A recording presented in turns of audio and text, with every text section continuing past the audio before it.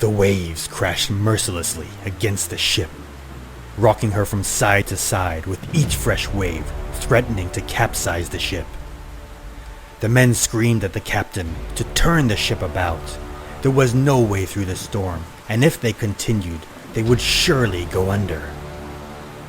The captain, a man named Hendrick Van der Decken, roared in response that he would not give way. He would take the ship around the notorious Cape of Good Hope if it took him until Judgment Day.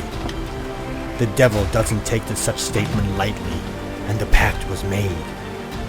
The Flying Dutchman was doomed to haunt the seas for eternity. Good evening. My name is Professor Lucius, and welcome to my channel of historical curios. The legend of the Flying Dutchman dates back to the 17th century and the Dutch East India Company. Since then, many ships have reported sighting the ship with black sails and a ghostly glow in rough seas. Often seen coming through the fog at high speed, the Flying Dutchman was a portent of doom. For many a sailor, the sight of this vessel on the high seas was about the scariest thing they could imagine. Vessels who hailed her were said to have received messages from the Dutchman's crew, addressed to long since dead people.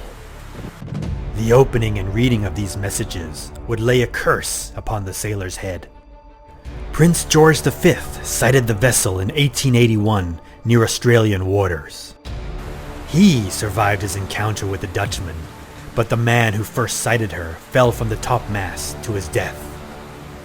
The last reported sighting of the Flying Dutchman was during World War II, when a submarine under the command of Nazi Admiral Karl Donitz saw her sailing through the Suez Canal. There are a few versions of how the Flying Dutchman came about, the most well-known being the storm at the Cape of Good Hope. However, another tells of mutiny upon the ship. The captain killed the leader of the mutineers, and as his body hit the water, the ship spoke to him. It asked him about his decision to continue on until doomsday. The captain replied that it was indeed true, and the pact was made. The ship was doomed to sail forever with a ghost crew. An alternate version states that a Captain Falkenberg gambled with the devil at dice. Upon losing, he was cursed to captain the ship of the dead for all eternity. According to Wagner, the cursed captain was doomed to sail the seas and could only make land once every 7 years. Upon reaching land, he had to find a woman who would love him no matter what. Only this could break the curse. In the opera, the Dutchman finds Senta, who agrees to marry him and love him forever.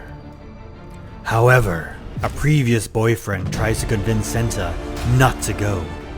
The Dutchman, having overheard the conversation, takes his leave, believing he has been forsaken. Senta breaks free from her ex-lover and jumps from a tall cliff to her death, declaring her undying love for the Dutchman. The curse is broken, and the ship vanishes. So the next time you're in the water and a storm approaches, keep your eyes open and your ears peeled for the sights and sound of the Flying Dutchman approaching. Be wary, lest the curse falls upon thee. I hope you enjoyed that content. We'll have more for you in the coming weeks, so stay tuned to Professor Lucius if you want to find out the truth of things. Don't forget to click like, subscribe, and share. Otherwise, you might be getting a visit from Professor Lucius.